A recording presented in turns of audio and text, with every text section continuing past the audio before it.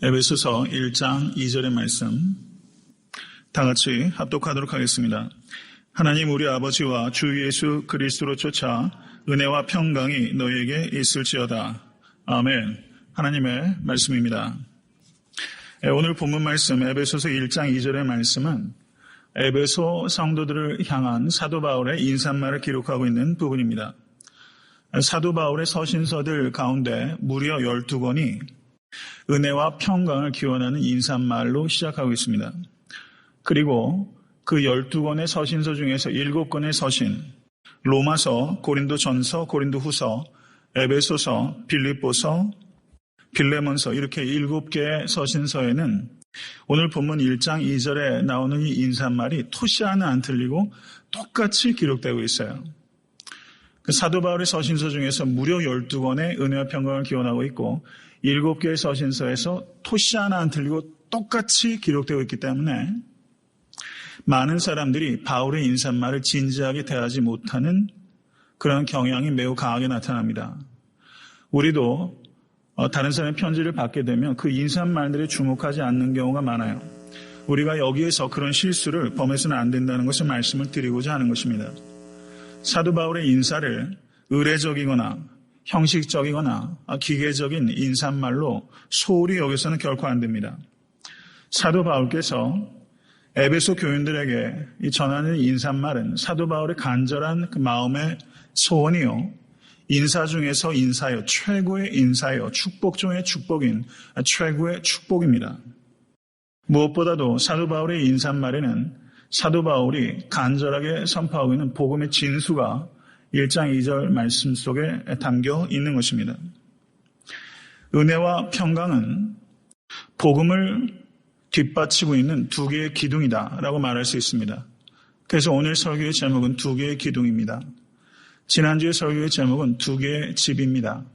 성도에게는 두 개의 집이 있다고 말씀드렸습니다. 에베소라는 집과 그리스도 안이라는 집이 있다고 자 두 개의 집에 대해서 설교를 했다면 오늘 말씀은 복음을 지탱하는 두 개의 거대한 기둥, 그 기둥은 은혜와 평강이라는 기둥이라고 말할 수 있는 것입니다.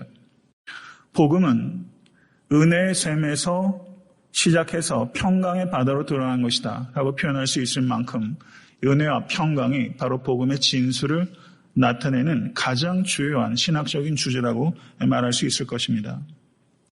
바울의 인사는 마치 웅장한 교향곡의 서곡에 비유할 수 있을 것입니다.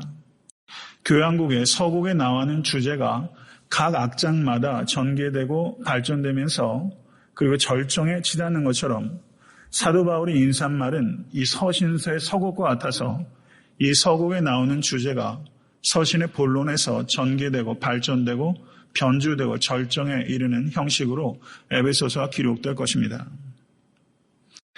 그렇기 때문에 이 에베소서의 이 본론부는 인사말에 대한 강해를 기록하고 있다. 이렇게 보면 틀림이 없다는 것입니다. 그러면 이 사도 바울의 이 복음의 진수가 담긴 에베소서 1장 2절에 사도 바울의 인사는 어떻게 시작합니까? 하나님 우리 아버지와 주 예수 그리스도로 쫓아 라고 시작하고 있습니다. 여기서 쫓아라고 번역되어 있는 성경 원어가 아포라는 그리스어입니다. 이건 전치사인데요. 이 아포라는 뜻은 from 이런 뜻이에요. from. 다른 말로 하게 되면 출처를 밝히는 것입니다. 은혜와 평강의 출처는 하나님 우리 아버지와 주 예수 그리스도입니다. 믿으십니까? 세상 어디를 가도 참된 은혜와 평강은 얻을 수 없다는 뜻입니다. 아포, 어디로부터? 아포, 세우, 파테라스, 헤몬, 카이, 큐리오, 예수 그리스도. 얼마나 감격적이에요. 제가 그리스어를 제가 해서 좀 욕심내서 그리스어를 좀 외워볼까 좀 그러고 있어요. 디바인 랭귀지이기 때문에. 실제 사도 바울이 이렇게 썼잖아요. 예. 하나님 우리 아버지와 주 예수 그리스도로 쫓아 은혜와 평강이 너에게 있을지어다. 은혜와 평강은 오직 하나님 우리 아버지와 주 예수 그리스도로부터만 올 수 있어요. 다른 곳에서 이거 구할 수 없습니다. 이것을 말씀하고 있다는 것을 기억하십시오. 하나님 우리 아버지 세우 파트라스 헤몬 God our Father 이런 뜻입니다. 하나님께서 우리 아버지이신 것을 믿으십니까? 하나님이 우리 아버지이시다.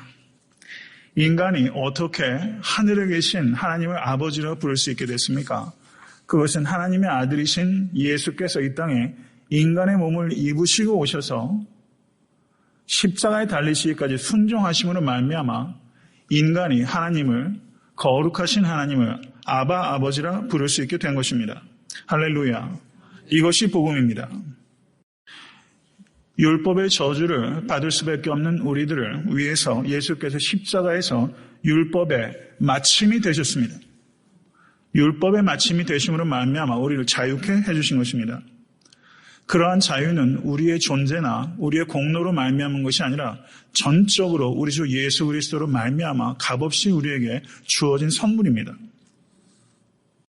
하나님께서 우리 아버지이십니다 라는 말을 뒤집어 말하면 우리는 하나님의 자녀입니다 라는 고백이지요. 똑같은 말에 하나님 우리 아버지라고 고백할 때 그것은 우리는 하나님의 자녀입니다 라는 고백이 거기 담겨 있는 것이고, 이 고백은 우리가 값없이 은혜로 하나님의 자녀 되었지만 이제부터는 우리가 자녀다운 삶을 살아가겠습니다 라는 결단과 헌신이 그 고백 안에 담겨 있는 거예요. 하나님 우리 아버지라는 그 말에는 그 의미가 있는 거예요. 하나님 이제는 제가 자녀답게 살겠습니다. 그 의미가 거기 담겨 있는 거예요. 만약에 우리가 하나님 우리 아버지요 라고 부르짖으면서 기도하면서 하나님을 닮고자 하는 추구도 없고 그런 열매도 없다면 우리는 하나님 우리 아버지요 라고 부를 때마다 양심의 가책을 심하게 느껴야 된다는 뜻입니다. 사도 바울께서 하나님 아버지와 라고 말하지 않고 하나님 우리 아버지와 라고 말하면서 우리라고 our 헤몬, 파트라스 헤몬, 우리 아버지, our father 라고 말하고 있어요. 우리를 강조하고 있다는 뜻입니다. 그러면 사도 바울께서 왜 우리라는 말을 거기에 놨을까요? 예수님께서도 제자들에게 주기도문을 가르치시면서 어떻게 기도하라고 가르치셨죠? 하늘에 계신 아버지요? 하늘에 계신 우리 아버지요. 우리 아버지요. 우리에게 일용할 양식을 주옵시고 우리의 죄를 사하여 주옵시고, 주기도문을 we prayer, 우리 기도다라고 말하는 사람도 있을 만큼 우리가 강조되고 있는 것이 기독교 신앙입니다. Our Father라고 말하는 것은 이건 문법적으로 소유격이죠. 그러나 우리 아버지여라는 이 말의 뜻은 우리가 아버지를 소유하고 있다는 뜻이 아니라 하나님 우리 아버지여라는 고백에는 아버지께서 우리를 소유하고 계십니다 라는 뜻이에요. 이것이 혼동이 일어나면 이 신앙이 우스워지는 겁니다. 하나님께서 우리를 소유하고 계신 것이지 우리가 하나님을 소유하고 있는 게 아닙니다. 이것을 기억하신 여러분과 제가 될 수 있게 간절히 바랍니다. 하나님을 우리 아버지여라고 고백할 수 있기 위해서는 먼저 하나님을 나의 아버지라고 고백할 수 있어야 됩니다. 하나님과의 관계는 나와 하나님과의 1대1의 관계에서부터 시작되는 것이기 때문입니다. 사랑하는 성도 여러분, 하나님을 왜 아버지라고 할까요? 하나님 할아버지라고 안 하잖아요. 이 자리에 연로하신 성도님도 하나님 아버지고, 여기 제일 어린아이가 누군가요? 성우네요. 성우도 하나님 아버지예요. 다 아버지예요. 왜 하나님을 아버지라고 할까요? 하나님은 손자, 손녀가 없어요. 하나님은 다 아들, 딸이에요. 하나님은 우리와 개인적으로 밀접하게, 친밀하게 자녀와 아버지로 만나고 싶어 하시지 우리를 손주, 손녀로 만나고 싶어 하지 않으세요. 여기에 하나님의 뜻이 있는 것을 기억하십시오. 하나님을 나의 아버지라고 진심으로 깨닫고 하나님을 나의 아버지로 진심으로 만나실 수 있는 여러분과 제가 될 수 있게 되기를 주님을 간절히 축원합니다. 하나님 우리 아버지여, 이 말 뜻에 우리라는 말, 하나님께서 나의 아버지이심을 깨닫고 하나님께서 나의 아버지이심을 진심으로 내 삶 속에서 인격적으로 하나님 만나면 나의 하나님이 나의 하나님이기만 한 것이 아니라 옆에 있는 형제에게도 나의 하나님이요, 옆에 있는 자매에게도 하나님의 나의 하나님이요. 그리고 모든 믿음의 선조들에게도 하나님은 나의 하나님이고 다윗에게도 하나님은 나의 하나님이에요. 나의 하나님이 옆에 있는 형제 자매들에게 나의 하나님이라는 것을 깨닫게 되는 눈이 열려요. 그 순간 하나님은 우리 하나님이라는 것을 보게 되는 것입니다. 예수 그리스도를 통하여 우리는 하나님과의 관계가 회복됐습니다. 하나님과의 관계가 열렸어요. 그래서 하나님을 아바 아버지여라고 나의 아버지라고 부를 수 있게 됐어요. 이 관계가 열리면, 하나님과 나와의 관계가 열리면 필연적으로 하나님과 성도와의 관계, 이웃과의 관계가 열립니다. 그래서 하나님 우리 아버지여라고 고백할 수 있게 된 것입니다. 여기에 그 뜻이 있는 것입니다. 우리 주 예수 그리스도는 화목케 하는 제물로 헌신하셨습니다. 그래서 위로 열어주셨을 뿐만 아니라 옆으로 열어주셨습니다. 그러므로 하나님 우리 아버지여라고 고백하는 성도는 하나님을 아버지라고 고백하는 모든 성도는 예수 그리스도로 말미암아 내 형제요 자매이기 때문에 나는 새로운 가족의 일원으로서 내 책임을 다하기로 결단합니다. 라는 뜻이 거기 있는 것입니다. 이것을 받아들이시겠어요? 하나님 우리 아버지여 라고 고백하면서 형제가 일용할 양식이 없이 배가 골고 있는데 무시할 수 없습니다. 그래서 우리에게 일용할 양식을 주옵시고 라는 고백을 할 수 있는 거예요. We pray. 형제 자매들에 대한 형제 자매로서의 책임을 다하겠습니다 라는 고백이 우리 아버지여 라는 고백 안에 담겨 있는 것입니다. 이것을 기억하실 수 있는 여러분과 제가 되시길 간절히 바랍니다. 우리는 성도입니다. 아멘. 얼마나 위대한 호칭인지 몰라요. 우리는 성도예요. 그런데 하나님을 우리 아버지라고 부르면서 우리끼리만 아버지라고 부르기를 좋아하고 교회 밖에서 하나님을 아버지로 만나지 못한 사람들이 그냥 그대로 하나님을 알지 못하고 삶을 허비하고 그리고 그렇게 죽어가는 것을 우리는 지켜볼 수 없어요. 하나님을 우리 아버지여라고 진심으로 고백하는 사람은 이 우리 안에 세상의 불신자들이 들어와서 더 큰 우리가 하나님을 우리 아버지여라고 고백할 수 있기 위하여 전도와 선교에 헌신할 수 있게 되는 것입니다.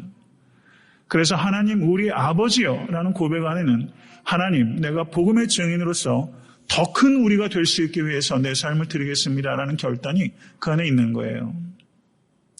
제가 드린 말씀이 바로 파트라스 헤몬, 세우 파트라스 헤몬, 하나님 우리 아버지여 라는 말씀에 담겨있는 의미인 것입니다.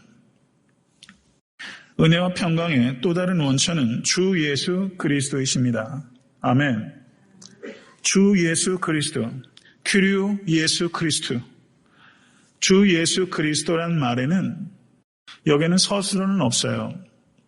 1장 2절에는 하나님 우리 아버지와 주 예수 그리스도로 말미암아 너에게 은혜와 평강이 있을지어다 라고 말해서 있을지어다라는 서술어가 있지만 실제 성경 원어에는 없습니다. 이 부분은 의미적으로 보충한 거예요. 주 예수 그리스도, 이거는 예수님의 위대한 호칭입니다. 그러면 여기에는 두 가지 서술이 담겨 있는 거예요. 첫째, 예수는 그리스도이십니다. 믿으시면 아멘 하세요. 예수는 그리스도이십니다. 예수는 주님이십니다. 이것은 예수님을 지칭하는 위대한 호칭들 가운데 두 개예요. 예수님을 가리키는 호칭이 여러 가지가 있어요. 인자, 다윗의 자손, Son of David, 여러 가지 호칭이 있지만, 구세주, 여러 가지 호칭이 있지만 예수를 가리키는 가장 주요하고 위대한 호칭들 둘을 고른다면 그리스도와 주라는 호칭이라고 말할 수 있습니다. 그리스도는 그리스어입니다. 그러면 그리스도와 동일한 뜻을 나타내는 히브리어는 뭐가 있죠? 메시아. 메시아와 그리스도는 똑같은 말이에요. 그럼 무슨 뜻인가? 기름 부음 받은 자라는 뜻입니다. 기름 부음 받은 자. 그러면 기름 부음을 받는 사람은 어떤 사람들이 있는가? 왕이 기름 부음 받습니다. 제사장이 기름 부음 받습니다. 선지자가 기름 부음 받습니다.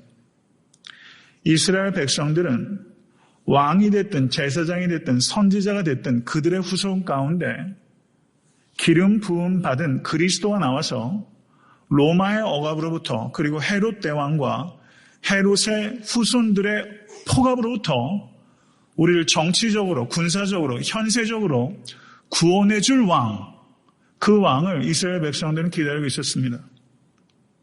마치 이육사 씨가 시를 통해서 그 초인을 기다리는 것처럼 일제시대의 36년 동안의 억압에서 구원해 줄 초인을, 백마를 타고 오는 초인을 이육사 씨가 기다렸던 것처럼 이스라엘 백성들도 초인을 기다렸어요. 그게 그리스도입니다. 이게 메시아닉 익스펙테이션, 메시아 대망 사상이에요. 이게 이스라엘 백성들의 그 마음속에 가득했던 소망입니다. 근데 예수님께서 요한복음 6장을 보시면 광야에서 오병이어로 5,000명을 먹이셨어요. 그때 사람들이 억지로 예수를 잡아서 왕으로 세우려 했을 때 예수께서 제자들을 배에 억지로 태워서 강 건너편으로 강제로 보내셨어요. 영어 번역을 보면 거의 compel 했다, force 했다 이렇게 표현되어 있습니다. 제자들을 속히 강 건너로 보내신 다음에 예수께서 홀로 산으로 올라가셔서 기도하셨다라고 말씀하고 있습니다. 예수님은 그리스도이십니다. 그러면 예수께서 그리스도이신데, 그리스도라는 뜻은 기름 부음 받은 자, 기름 부음 받은 왕이란 뜻이고, 사람들도 예수를 왕으로 세우려고 했는데 왜 왕이신 예수께서 사람들이 왕으로 세워줄 때 그 왕으로 세우려고 하는 것을 거절했느냐 하는 문제죠. 이것이 복음서를 이해하는 데서 가장 중요한 요소입니다. 예수께서 성취하고자 하시는 그리스도됨과 백성들이 원하는 그리스도는 전혀 개념적으로 맞지 않아요. 유대인들은 군림하는 왕을 기다립니다. 그렇지만 예수께서는 섬기는 왕으로 오셨습니다. 유대인들은 로마로부터 구원해줄 왕을 원하는데 예수께서는 죄와 사망으로부터 구원해주는 왕으로 오셨습니다. 할렐루야. 유대인들은 이스라엘만의 왕을 원했지만 예수께서는 이스라엘 민족만의 왕이 아니라 모든 나라와 민족의 왕으로 오셨습니다. 이 모든 일을 이루시는 예수님의 방법은 십자가에서 죽으시는 것이었습니다. 그렇기 때문에 예수 그리스도는 한마디로 말하면 고난받는 왕입니다. Suffering Messiah. 예수는 고난받는 왕이에요. 성도 여러분, 이제 전 세계적으로 보면 왕정 시대는 아니잖아요. 물론 왕이 형식적으로든 아니면 부분적으로 역할을 하는 나라들이 있죠. 그렇지만 왕이 고난당하는 왕이라는 개념이 과거에도 없었고 현재에도 미래에도 없어요. 고난받는 왕이라는 개념은 없어요. 누가 그런 왕을 믿고 따릅니까? 그런데 예수께서는 Suffering Messiah, Suffering King, 고난받는 왕, 역설적인 왕. 이것을 한 신학자는 Ironic King, Ironic Kingship, 이해가 안 되는 왕. 그 왕이 예수 그리스도. 예수 그리스도. 왜 예수가 이해가 안 됩니까? 이해가 안 될 만큼 우리를 사랑하시기 때문이에요. 이해가 안 되는 왕. 너무나 아이러니컬하신 그 왕, 그 왕입니다. 사랑하는 성도 여러분, 예수를 그리스도라 진심으로 고백하십니까? 여기에는 이런 질문이 우리에게 던져지는 거예요. 나를 그리스도라 고백한다면 그러면 너희에게 나는 어떤 왕이냐?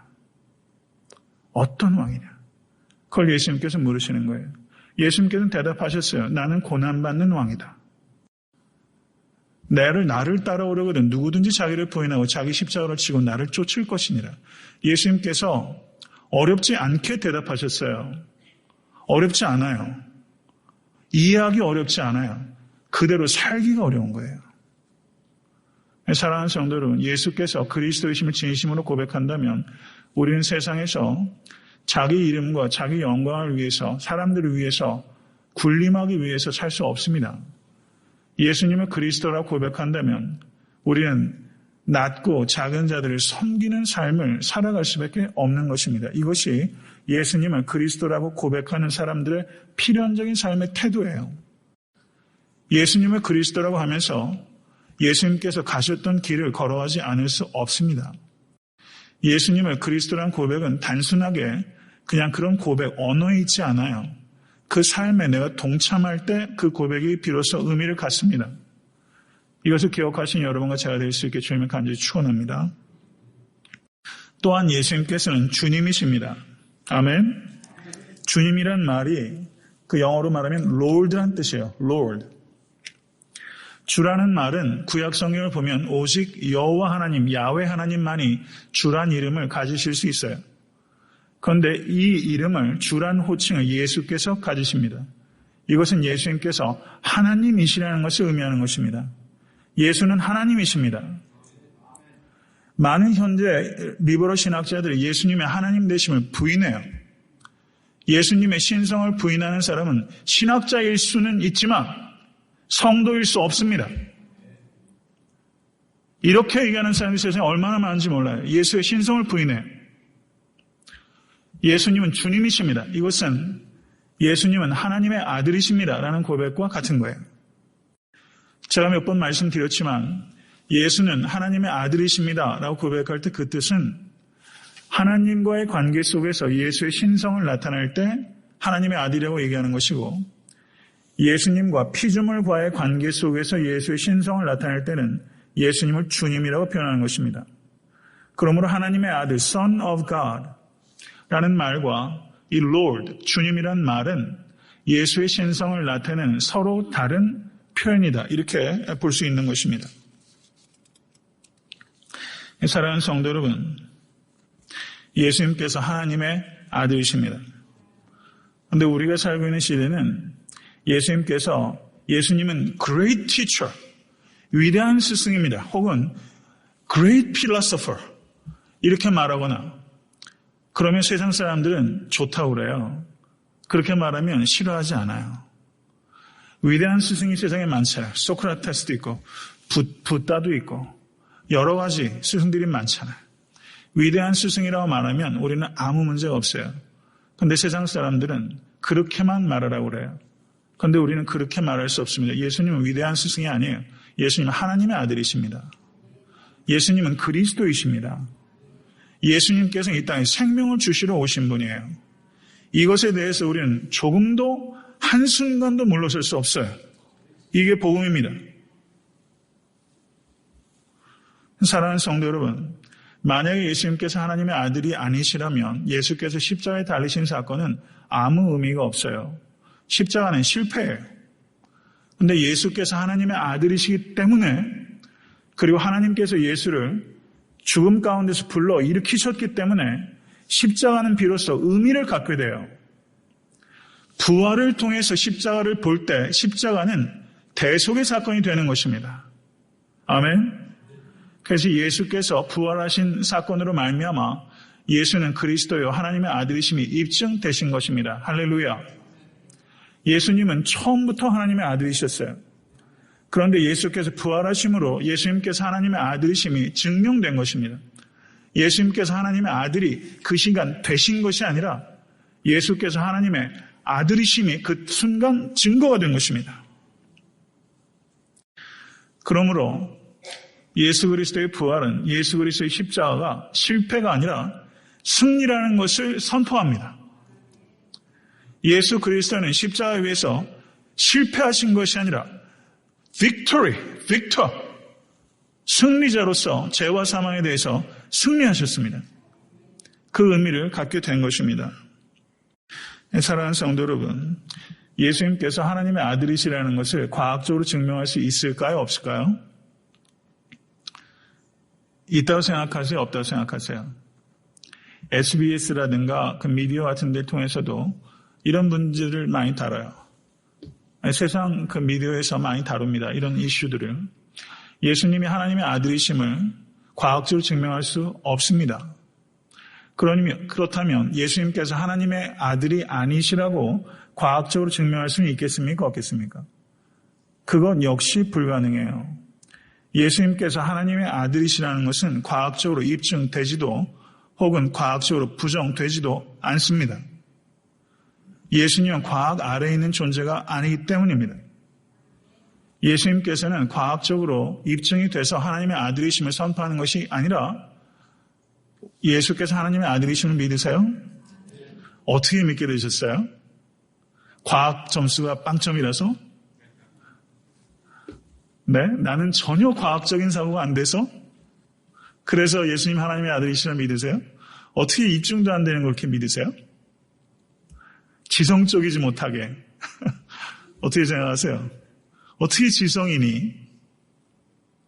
성도 여러분, 예수님께서 하나님의 아들이심은 과학적인 논증을 통해서 혹은 논리적인 언어를 통해서 증명되는 것이 아니라 하나님의 아들이신 예수를 내 삶의 어느 시점에 인격적으로 만남으로 인해서 주여 나를 떠나소서 나는 죄인이로소이다.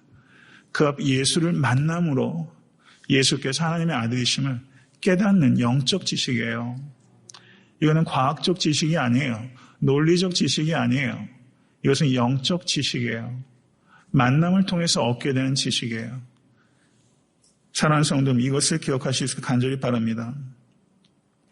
성도 여러분, 많은 기독교인들이 예수님을 구세주로는 받아들이는 것을 좋아하는데 예수님을 주님으로 받아들이는 것은 어려워해요. 예수님은 그저 나에게 영생을 주는 구세주로만 계시면 좋겠어요. 내 삶의 주인으로는 힘들어요. 그래서 이 구세주 예수와 주님 예수를 분리하고 싶어 해요. 예수님이 그렇게 인격이 분리가 될 수 있는 분입니까? 아닙니까? 예수는 구세주이면서 동시에 주님이셔야 합니다. 구세주로만 모시고 예수를 주님으로는 안 모시는 것은 불가능한 거예요. 시간적인 차이는 있죠. 우리는 예수를 중생함으로 인해서 구세주를 영접해요. 주님으로 예수님을 영접하고 예수께서 전적인 내 삶의 주인이 되는 것은 시간의 과정들이 필요하지만 예수께서 내 삶의 주인이 아니실 수 없습니다. 그래서 우리는 예수님을 주님이라고 고백할 때는 그 고백을 통해서 내 삶을 진지하게 되돌아봐야 됩니다. 정말 내 삶의 주인이 그리스도이신가? 성도 여러분, 주인이 바뀌실 수 있게 주님을 간절히 축원합니다. 사도 바울의 인사는 은혜와 평강을 기원하는 것입니다. 첫 번째 기둥은 은혜입니다. 이 은혜란 말이 신약 성경에 155회 등장합니다. 사도 바울의 서신서에 100번 이상 등장합니다. 사도 바울은 한마디로 말하면 아포스톨로스 카리스, 은혜의 사도라고 말할 수 있어요. 사도 바울은 한마디로 말하면 은혜의 사도예요.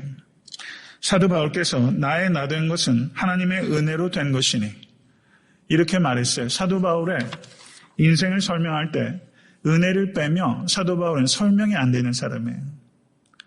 은혜가 사도 바울의 키워드예요. 은혜를 빼면 사도 바울의 인생은 납득이 되질 않아요. 다메섹으로 교회를 핍박하러 가던 이 사울이 다메섹에서 교회 때문에 교회를 위하여 핍박을 당하는 이 사도 바울이 급변하는 인생을 은혜를 빼면 어떻게 설명이 되겠어요? 설명 안 됩니다. 은혜 때문에 설명되는 인생이 사도 바울의 인생이에요. 여러분과 저의 인생의 키워드는 무엇입니까? 은혜를 빼면 은혜를 빼도 설명이 다 되는 인생 되지 않게 되길 간절히 바랍니다. 은혜를 빼면 설명이 안 돼야 돼요. 저는 그렇게 됐으면 좋겠어요. 은혜가 내 삶의 키워드예요.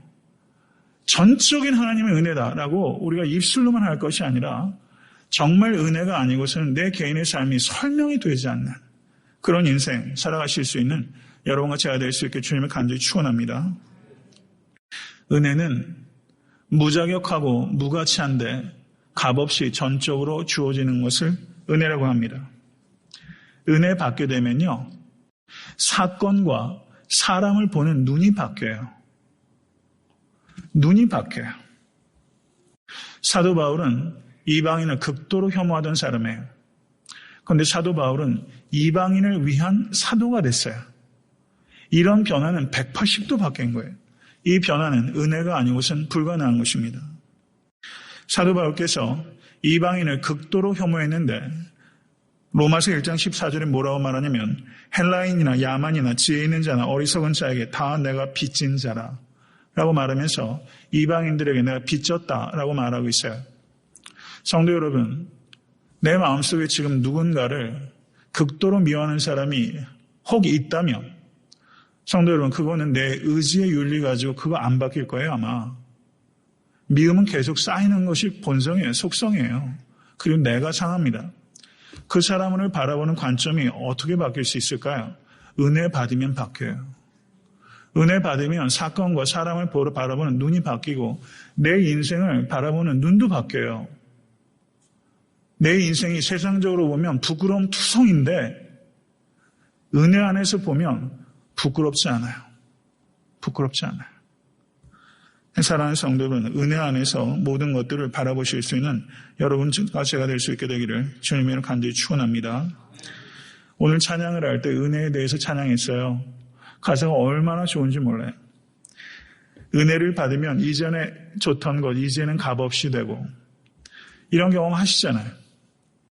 이전의 원수도 친구로 변하고 슬픔 많은 이 세상도 천국으로 변하고 험하고 먼 인생길도 찬송으로 갈 수 있고 은혜만이 할 수 있는 것입니다. 은혜가 그리스도로 카리스예요. 그런데 아름다움, 사랑스러움, 좋은 것, goodness 이런 포괄적인 뜻을 가지고 있는 그 성경 언어가 칼로스입니다. 칼로스. 우리 교회 칼로스 목장이라고 있잖아요. 카리스란 말과 칼로스란 말은 어원적으로 밀접하게 연관이 되어 있습니다. 칼로스란 이 말의 뜻에 매력이라는 뜻이 있어요. 은혜를 찾을 수 있는 유일한 곳은 교회밖에는 없습니다. 세상에서는 은혜란 말 자체가 사실은 없어요. 한번 집에 가서 신문 한번 보세요. 은혜란 말이 있는지. 은혜란 말이 세상 사전에는 있을지 몰라도 세상 사람들의 삶 가운데 은혜란 말 없어요. 세상엔 은혜 없어요. 그럼 교회만이 은혜의 공동체입니다. 그럼 교회는 무엇이 교회의 매력인가? 은혜가 교회의 매력이에요. 그런데 교회 안에 은혜가 있습니까? 없습니까? 은혜가 없는 교회가 너무 많아요. 바나바가 안디옥 교회에 갔을 때 그 은혜를 보았다라고 말하고 있어요. 저는 에탄한테 섬기는 교회가 은혜가 보일 만큼 풍성하게 되기를 주님을 간절히 축원합니다.